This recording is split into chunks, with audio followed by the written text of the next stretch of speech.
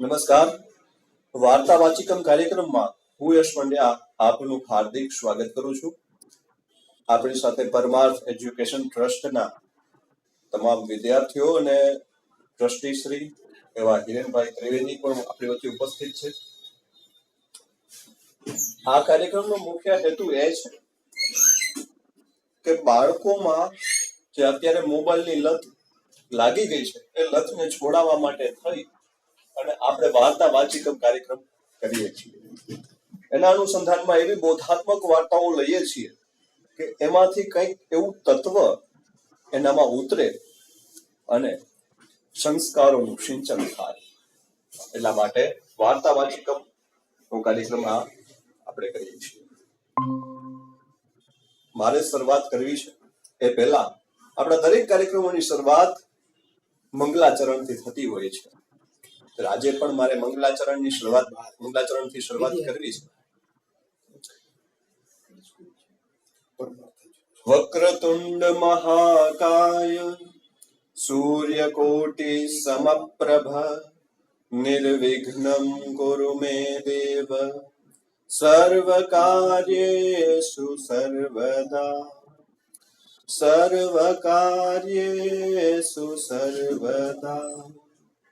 આંગિકમ ભુવનમ યસ્ય વાચિકમ સર્વવાંગમયમ આહાર્યમ ચંદ્ર તારાતિ તુમ નમઃ સાત્વિકમ શિવમ.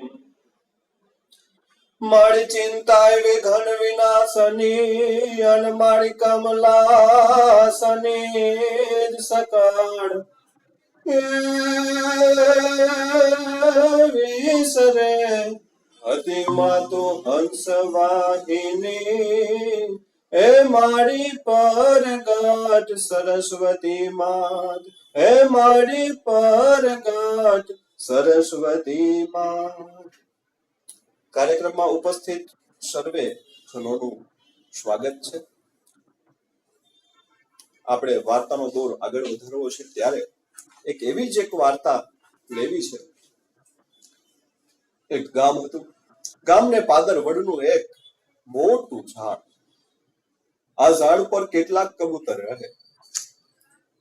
સવાર પડે અને સૂરજ ઉગે એટલે બધા કબૂતર નીકળી પડે. ઉડતા ઉડતા કોઈ વાર ખેતરમાં, કોઈ વાર કોઈ ઘરમાં કે કોઈ વાર કોઈ ચબૂતરા પર જઈને પહોંચે.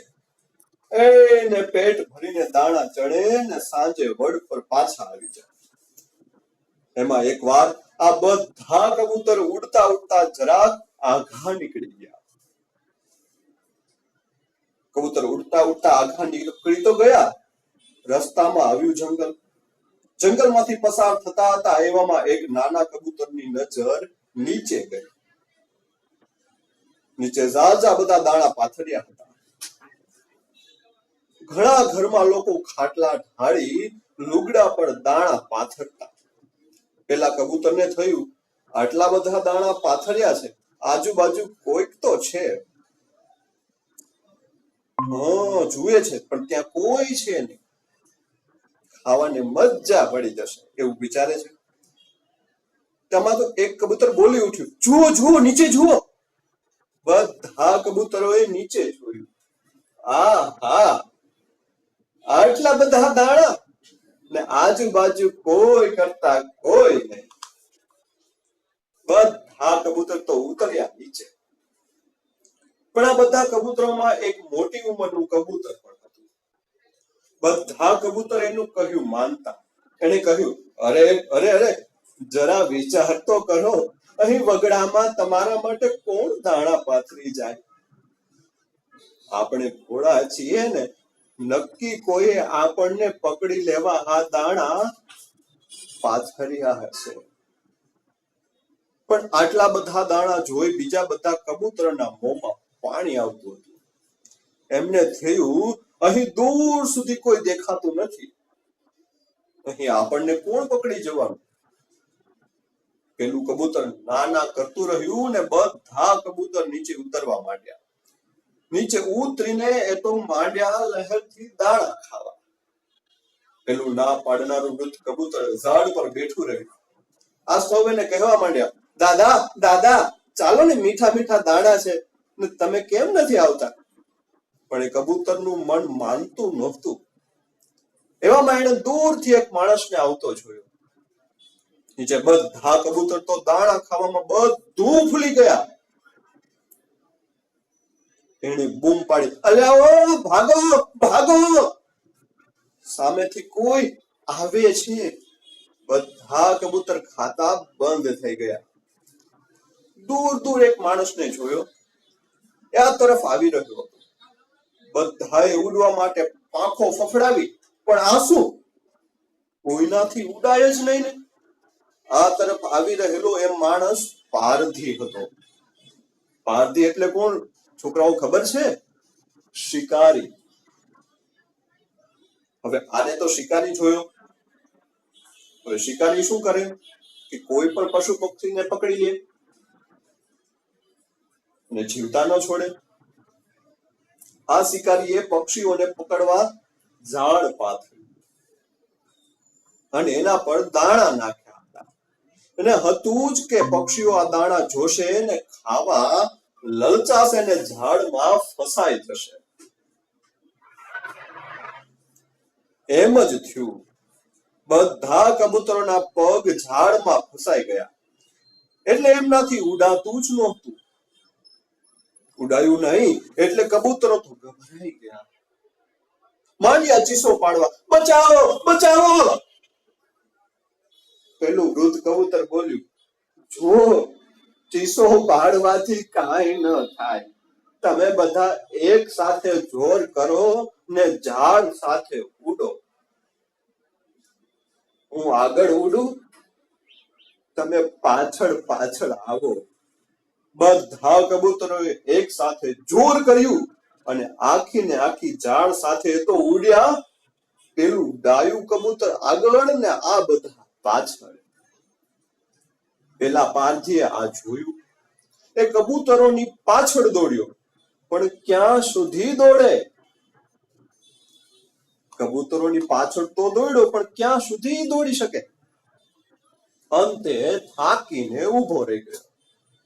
ઉડતા ઉડતા ઘણે દૂર નીકળી ગયા પછી પેલું આગળ ઉડતું કબૂતર એક ઝાડ નીચે ઉતર્યું.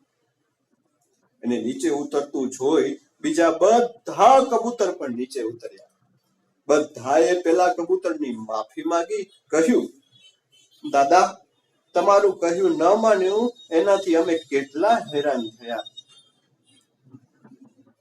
અમે માંડ માંડ બચ્યા. વૃદ્ધ કબૂતર બોલ્યું, જુઓ, હવે આવું વગર વિચાર્યું ક્યારેય કરશો નહીં.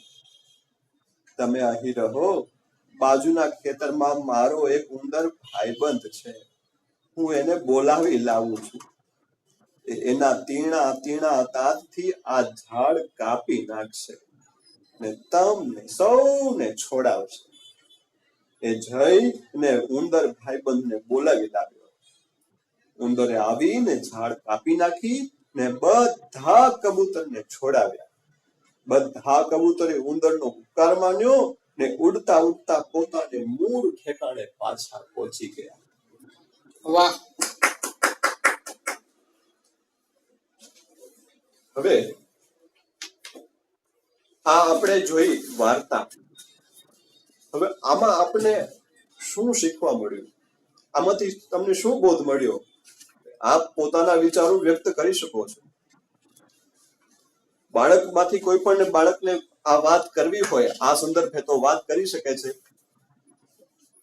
બધાએ કરવાની જ છે. એને ટીચરને કહો કે પૂછો અને બોલો. હિરેનભાઈ, આપને આપ જરા કહેજો ને કે કોઈ બાળકને બોલવું હોય તો.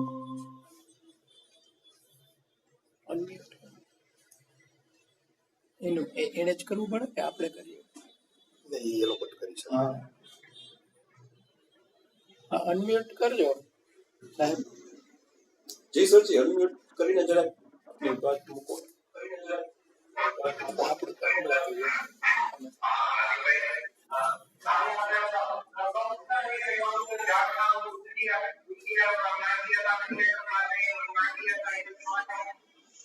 એને નજીક આવીને બોલાવડાવો. નજીક આવીને બોલો ને જરાક.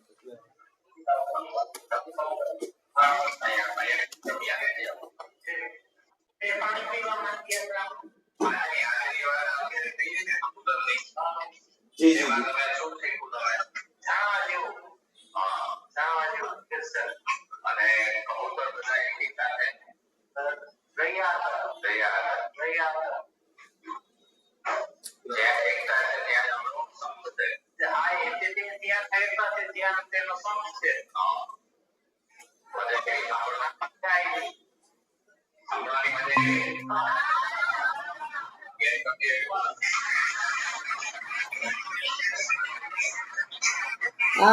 આ વાર્તાનું નામ શું હશે?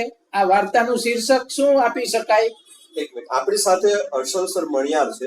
તેઓ અરવિંદભાઈ મણિયાર ટ્રસ્ટના ટ્રસ્ટી છે અને એ એક તમને પૂછવા માંગે છે, તો જરાક એમની સાથે સંવાદ કરશો પ્લીઝ. હાજી, નમસ્કાર.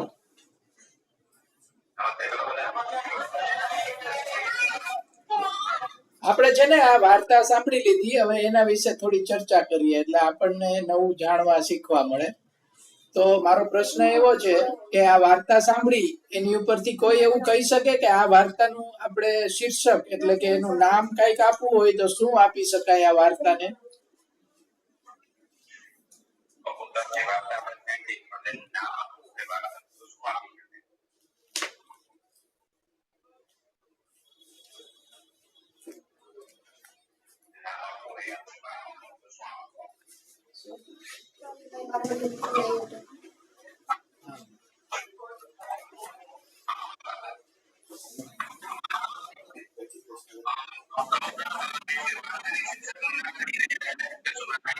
હા, બોલો બોલો. શું? અરે વાહ, શું નામ છે આ વિદ્યાર્થીનું? આર્યા સાહેબ નામ બોલો ને વિદ્યાર્થી. આર્યા ત્રિવેદી. કયા ધોરણમાં છે? 6.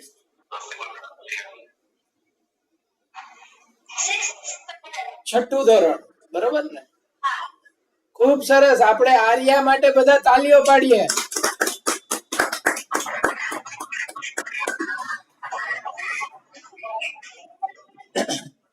એવું આર્યાબેન, આપણે એવું નામ કેમ શું કામ આપ્યું? એકતા એવું નામ આપવાનું કારણ શું?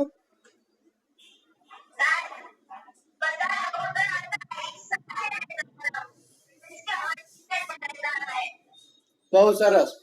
હવે જે આ વાર્તા છે ને એ આપણે એક પંચતંત્ર નામની બુકમાંથી લીધેલી છે. હા, હવે એ બુકમાં એમનું એ વાર્તાનું શીર્ષક કઈક થોડુંક જુદું આપેલું છે. કોઈ બીજા વિદ્યાર્થી છે જેને બીજું શીર્ષક આપવું હોય તો એ આપી શકે છે.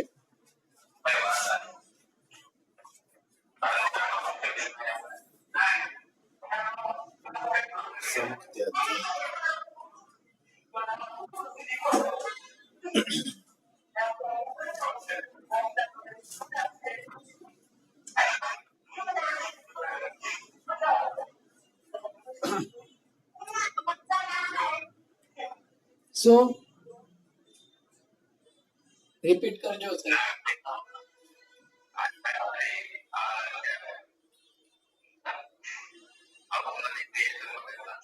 કઈ વાંધો નહીં.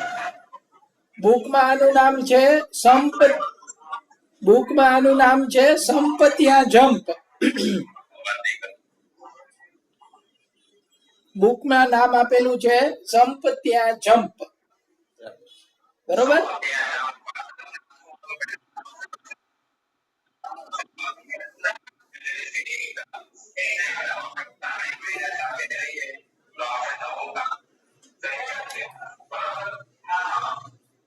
હવે આ શીર્ષક નો અર્થ કોઈ સમજાવી શકે? સંપત્યા જમ્પ એટલે શું? એનો અર્થ શું?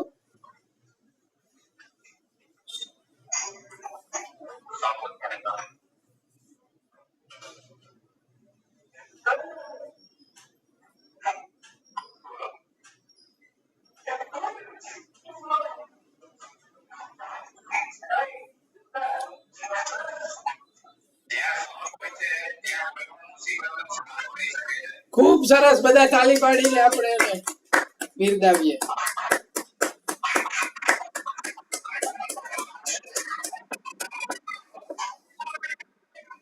કોણે જવાબ આપ્યો તો?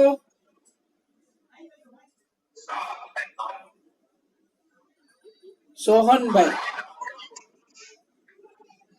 બહુ સરસ. હવે બીજો પ્રશ્ન એ છે કે આ વાર્તામાંથી આપણને સંપ રાખવાનું શીખવાડવામાં આવે છે. એ ઉપરાંત બીજું શું શીખવાડવામાં આવે છે?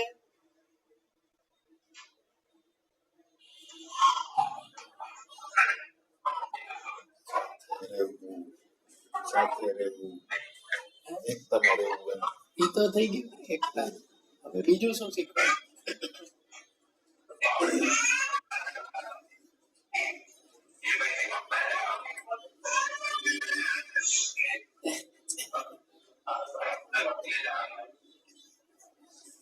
એટલે સાહેબ તમે છે ને આ જરાક ઈ પ્રશ્ન રિપીટ કરી અને તમે જવાબ ન દેવો હોય ને ત્યારે પછી મ્યુટ કરી શકો અને પછી દેવો હોય ત્યારે પાછું અનમ્યુટ કરી શકો. હિરેનભાઈ, આપણો પ્રશ્ન એ છે કે આમાં આપણને એકતા રાખવાનો બોધ મળે છે આ વાર્તામાંથી. એ ઉપરાંત બીજો બોધ શું મળે છે? દીપકભાઈ ની આઈડી માંથી મેડમ હાથ ઊંચો કર્યો છે. અચ્છા, તો બોલો ને તમે દીપક.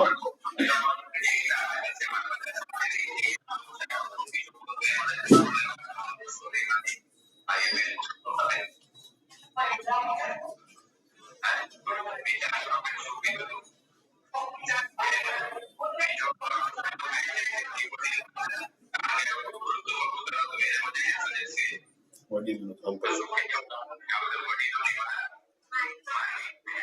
બહુ સરસ. કોણે? ખૂબ સરસ જવાબ છે. કોણે આપ્યો છે જવાબ?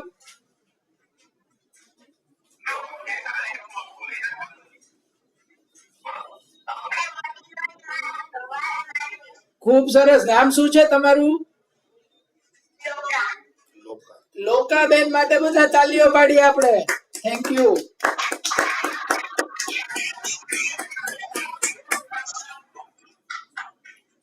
બહુ સરસ. બોલો બોલો. કે આપણે બાળકોને વાર્તા કહીએ, પછી એનું શિક્ષક પૂછીએ, બધું કરીને પણ એનો બોધ છે ને એ ન આપીએ. એની પેઢી એને વિચારવા જેવું બાળક છે, કલ્પનાશીલ છે, એટલે એની પેઢી કલ્પના કરી અને એમાં એ વિકસિત થશે. તો આપણે એને બોધ કહી દેશું તો પછી વાર્તાનો બોધ આપણે જઈને આપી દેશું એની પેઢીને એની કલ્પના પ્રમાણે વિચારવા દો. હાજી હાજી હાજી. આપનું નામ શું બેન? આપનું નામ?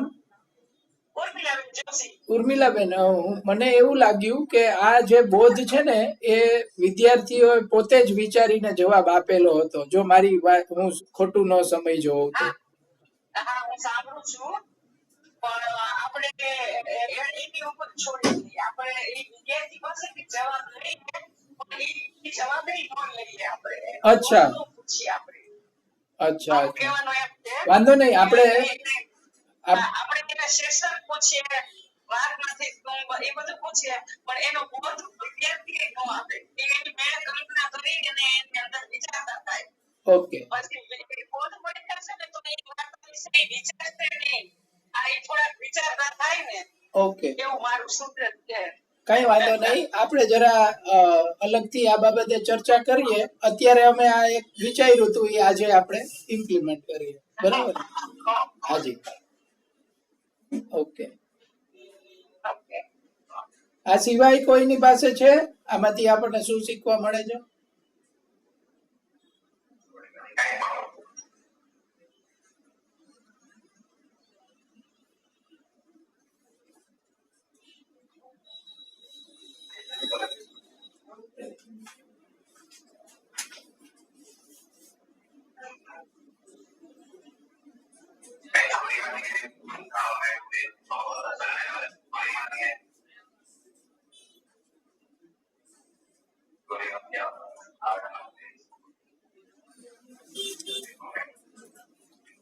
સારું, બીજું આ તમે કોઈ વિચારજો, કોઈને વિચાર આવે તો આવતીકાલે કહી શકશે, બરોબર?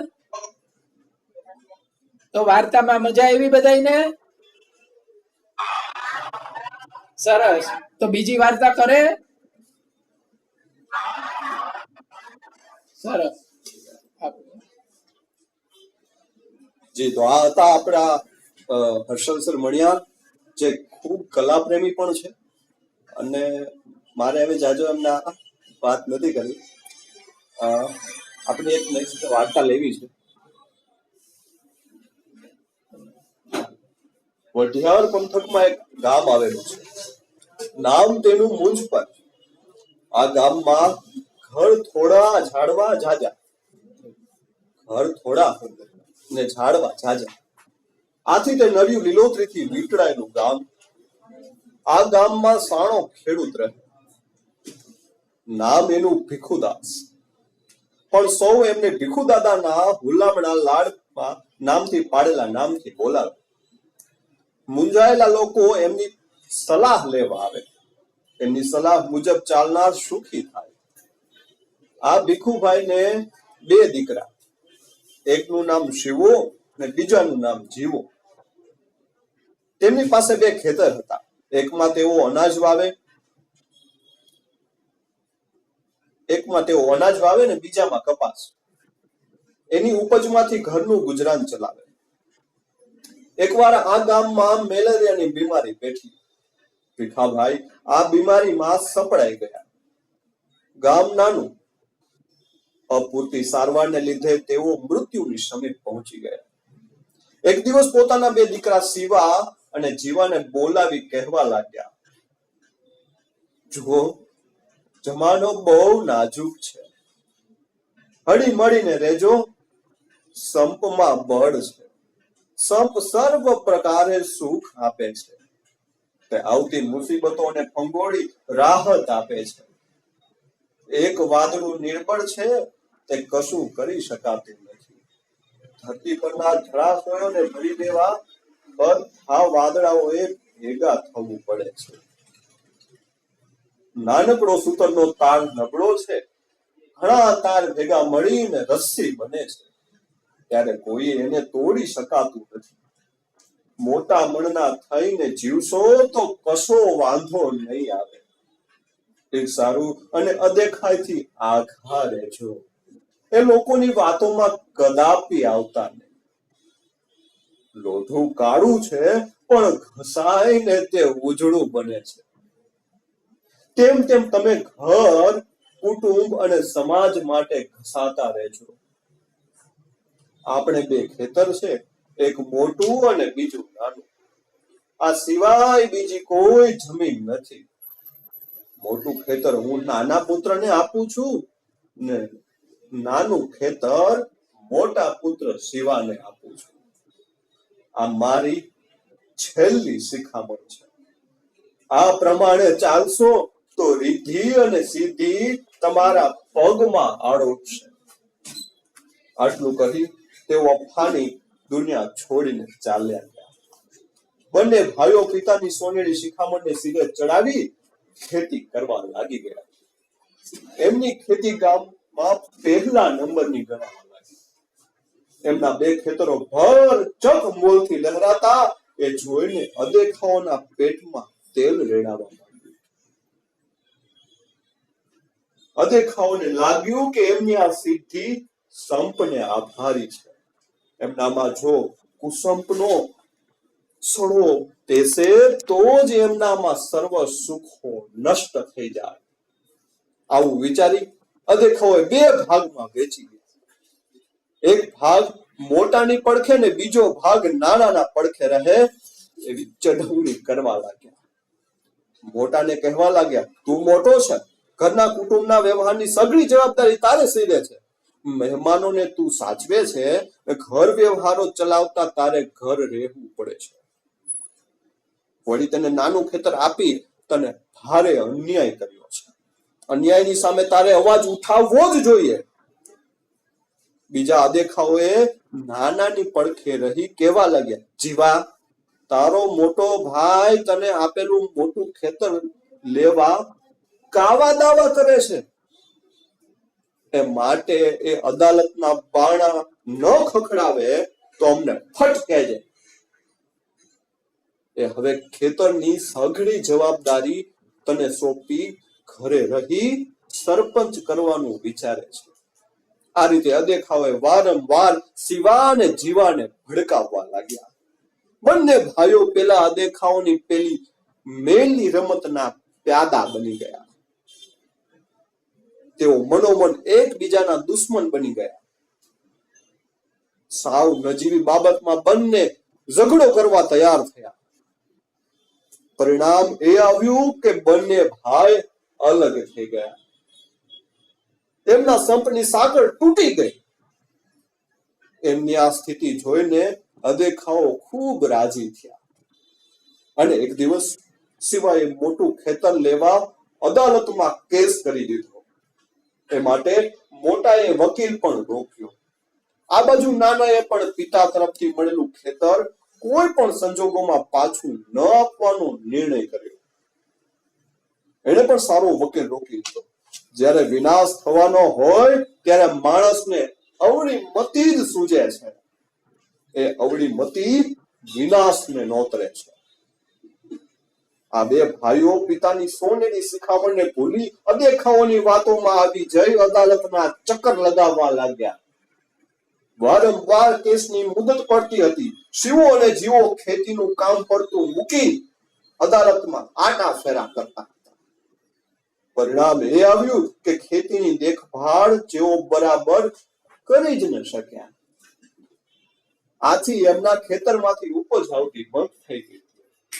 એમણે ભેગું કરેલું સઘળું ધન ખલાસ થઈ ગયું. 4 વર્ષને અંતે ઢેફું ભાંગીને ધૂળ થાય એવો ચુકાદો આવ્યો.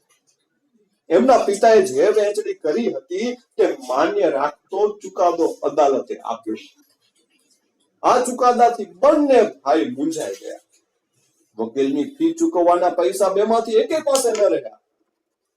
એમણે પોતપોતાના ખેતરો ગામના સાહુકારને ગીરવે મૂકી વકીલને ફી ભરી.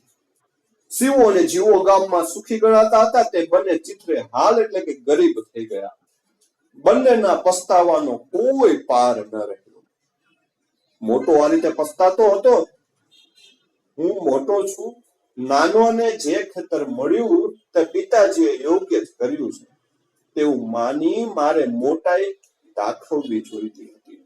પરંતુ સાચો રસ્તો મૂકી હું અદેખાઓને ચડાવવા ચડી ગયો અને ખોટા રસ્તે ચડી ગયો. પરિણામે અમે બંને ભાઈઓ ભિખારી બની ગયા. ખરે જ જ્યાં મા બાપની આજ્ઞાનું પાલન થાય છે ત્યાં સર્વ પ્રકારના સુખો આવીને મળે છે.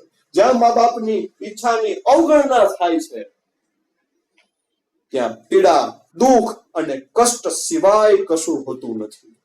આમ કહી તે પસ્તાવાના ઝરણામાં નાઈને નિર્મળ બન્યો. એકાએક એના અંતરે નિર્ણય કરી લીધો. તેને હાથ મારી પત્નીને કહ્યું, તું કંસારનું ભોજન તૈયાર કર, હું નાનાને જમવા બોલાવી લાવું છું. એ અવશ્ય આવશે અને મારી સાથે જમશે જ. આમ કહી તે નાનાને બોલાવવા એના ઘર ભણી ગયો. ઘર ભણી ગયો એટલે કે એના તરફ ગયો.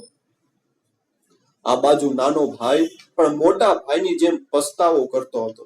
મેં અદેખાઓના ચડાવ્યા ચડી નાહક અદાલતમાં ચક્કર લગાવ્યા. મોટું ખેતર મેં એને આપી દીધું હોત તો ઘી ખીચડીમાં જ ઢળ્યું હોત. જે સંતાન મા બાપની આજ્ઞાનું પાલન નથી કરતા તેના નસીબમાં સુખ ક્યાંથી હોય? આવું કહી તે પણ પસ્તાવાના ઝરણામાં નાઈને નિર્મળ બની ગયો છે. મનમાં એક સંકલ્પ કરી પત્નીને કહેવા લાગ્યો, તું કંસાર તૈયાર કર, હું મોટા ભાઈને જમવા બોલાવી લાવું છું. તે જરૂર આવશે અને મારી સાથે એક ભાણામાં જમશે. આમ કહી તે મોટા ભાઈના ઘર તરફ ગયો. બંને રસ્તામાં મળે છે. બાથ ભરીને ભેટ્યા. ચોધાર આંસુએ રડ્યા. એકબીજાની ક્ષમા યાચના કરી. પિતાની શિખામણ શિરે ચડાવી ચાલવાનો બંને નિર્ધાર કર્યો. પ્રથમ મોટા ભાઈને ત્યાં ને પછી નાના ભાઈને ત્યાં, એમ બંને ભેગા મળી એક જ ભાણામાં કંસાર જમ્યા. એવામાં ગામના ઘરડા રૂપામાં ત્યાં આવી કહેવા લાગ્યા, બેટાઓ તમે સાણપણ દાખવી ને એક ત્યાં તે ખૂબ સારું કર્યું. સવારનો ભૂલ્યો સાંજે ઘરે પાછો આવે તે ભૂલ્યો ન ગણાય. બંને ભાઈઓ ખૂબ સંગથી રહ્યા અને સુખી થયા. જી, આ વાર્તામાં આપને આપના વિચારો વ્યક્ત કરી શકો છો. જે બાળકને બોલવું હોય તે એમને શું શીખવા મળ્યું એ જરાક બોલશે.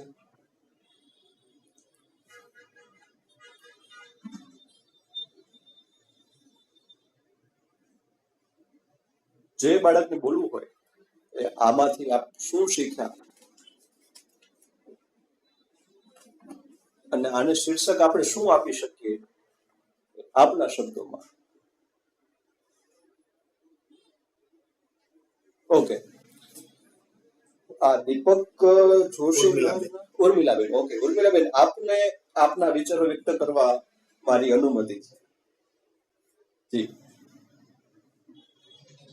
માઇક આપનું માઇક ઓન છે. આપનું માઇક ઓન કરો. ના, બાળકોને બહુ સરસ અત્યારે પ્રોત્સાહન મળે છે આપની વાર્તાથી. જી જી જી સારું છે. જી જી આપ પણ આપના, હા હા, શું કહો છો? સાંભળું છું.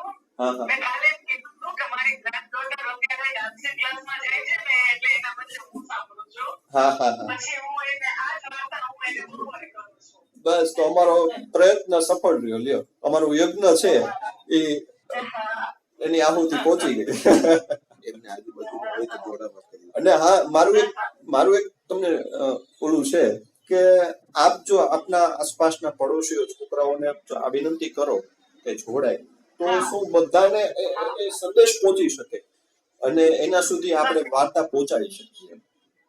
હા હા હા, પાકું પાકું. આજુબાજુ નાના છોકરા ઘણા છે. હા હા, કહીશ બધા. અથવા તો તમારા એક કોઈ પણ ઘરના એક આઈડી માંથી જોડાય તોય ચાલે, કોઈ ઇસ્યુ નથી. હા, એમ પણ કરી શકાય. જી જી, ધન્યવાદ.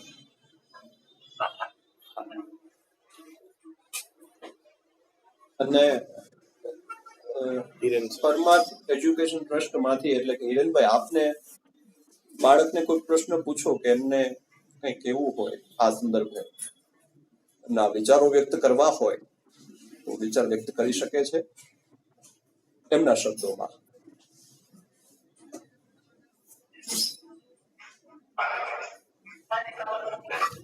તમારું મ્યુટ કર્યું છે. આના પછી સોમવારે ભેગા થાશું કરીને પછી અત્યારે પતાવી એના બાદ થાય છે. બોલી બતાવવું છે, હા, એના બાદ થાય છે. એક લેવું પડશે. જી જી જી, અનમ્યુટ કરી દો. હા, પાણી પીવું.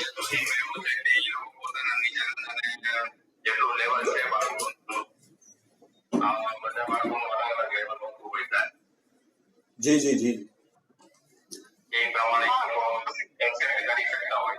ના ના ના ના, કાંઈ વાંધો નહીં. આપણે એને સુધી આહુતિ પહોંચી ગઈ ને હિરેનભાઈ, એ બસ. કેમ કે એનામાંથી આપણે એ જ વિકાસ કરવાની ગતિ જ આપણે પકડાવવાની છે. અને આપ ખૂબ સારો પ્રયત્ન કરો છો, કેમ કે આ બાળકોને એમને કોણ, એમનું કોણ અને એમનું એને કઈ રીતે આપણે પહોંચાડી શકીએ. પણ આપ સરસ રીતે એ કરો છો, બહુ સારો, વધાવવા લાયક યજ્ઞ છે એમ. જી જી, ઉર્મિલાબેન બોલો બોલો. ઇંગ્લિશના બાળકો છે ને, એનું ગુજરાતી શબ્દ ભંડોળ બહુ ઓછું છે. જી જી એટલે એ વાર્તાના અમુક શબ્દો પકડી નથી શકતા. જી જી જી, કાલે મારો ભાઈ છે ને, એ જોઈન્ટ થયો તો હા હા, પછી પૂરું થયા પછી એને મને એટલા બધા પ્રશ્નો કર્યા કે આ એટલે શું, આ શું કહેવા માંગતા હતા. કારણ કે એને એ કહો આનો ગુજરાતી પ્રશ્ન સરખું કરે. આપણી વિડંબના છે કે બાળકો ગુજરાતીના શબ્દકોશ એની પાસે બહુ ઓછો છે. હા હા, એટલે એ ગુજરાતી શબ્દો પકડી નથી શકતા. ગુજરાતી ટૂંકમાં એને અંગ્રેજી માધ્યમનું થોડુંક ઓલું ચડી ગયું છે, એટલે પછી આપણે એ પ્રોબ્લેમ છે. અનુમાબેન ને કહ્યું કે વીરને કંઈક આમાં જોડાઈને આમ જ પ્રશ્નો કરે. હા આમ જ પ્રશ્ન કરે ને? હા, જોડાઈને આમ જ પૂછે જે પૂછવું છે. વાંધો ને એમને કેવું કે જો આમાં એને કઈ મૂંઝવણ હોય તો મને પૂછી નાખે આમાંથી, એટલે મારી મતિ પ્રમાણે હું એમને જવાબ આપીશ. જી જી. આજનો પ્રોગ્રામ અહીંયા જ કરીએ. આજનો કાર્યક્રમ આપણે અહીંયા જ વિરામ આપવો છે. એ પહેલા કે આપના ભાઈ હિરેનભાઈ, આપને પણ વિનંતી છે કે કોઈ પણ તમારી આસપાસ તમે રહેતા હો ત્યાં અને બીજા કોઈ પણ ગ્રુપમાં આપણી લિંક શેર કરજો. બરાબર છે? જે આપણી જે લિંક છે એ એક જ લિંક છે, એમાં લિંકમાં કોઈ પ્રકારનું ચેન્જીસ થશે નહીં. એ જ આપણે લિંક ફાઇનલ કરી છે. અને આપણું જે સદવાર્તા કથનની જે લિંક છે ને, ગ્રુપની લિંક, એ હું તમને ફોરવર્ડ કરીશ અથવા તેજસભાઈ તમને મોકલી દેશે. સદવાર્તા કથનનું આખું આપણું ગ્રુપ છે, બરાબર છે? એમાં એ લિંક ગ્રુપની તમે ફોરવર્ડ કરી દેજો, એટલે એમાં જોઈન્ટ થશે ને, એમાં ઓલરેડી લિંક આપણે દરરોજની મુકાય જ જાય છે. એટલે એ જરાક એટલી સેવા કરી દેજો ભાઈ. જી ઓકે ઓકે. તો આજના કાર્યક્રમને અહીંયા વિરામ આપીએ છીએ. ફરી મળશું સોમવારે સવારે 11 થી 12. રવિવારે નથી કરતા આપણે, સોમવારે સવારે 11 થી 12. બરાબર? ત્યાં સુધી યશ પંડ્યાને રજા આપશો. જય સોમનાથ, જય જય ગરવી ગુજરાત.